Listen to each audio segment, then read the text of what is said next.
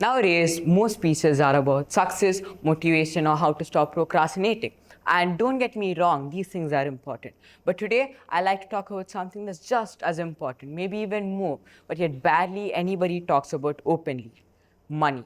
Not in the how to get rich sense, but rather in the how we think about money sense. Because if you really think about it, money runs through everything: our choices, our confidence, our happiness, even our relationships. But still, it's one of the most misunderstood things in our lives. And here's the craziest part: managing money is not about being super smart or knowing how to solve formulas, but rather it's about behavior. It's about how you think, how patient you are, and what you truly value. Hello, everybody. My name is Shreyas Krishna, and today I'd like to walk you through the psychology of money, how our habits, emotions, and beliefs around money affect what we do with it, often more than we realize. Let's start with this. Money is emotional. It's tied to how we were raised, what we truly value, and what we fear losing. Some people see money as safety, while others regard it as power, and some even fear not having enough. These thoughts, often through your subconscious mind, shape all your money spending habits. Here's an everyday trick. People tend to spend more when using a credit card rather than when using cash. Do you all know why?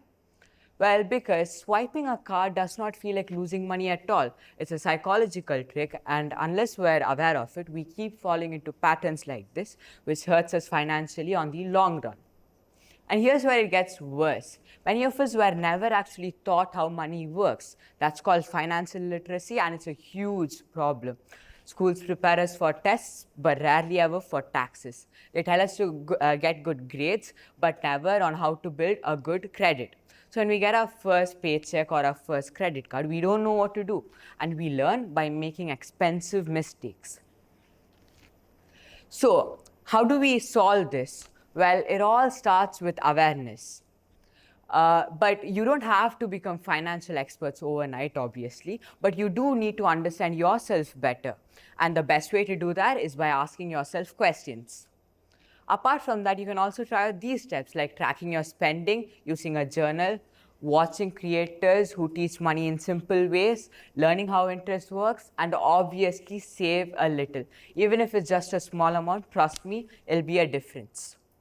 At the end of the day, managing money is not always about numbers. It's about mindset, and it's about being in control.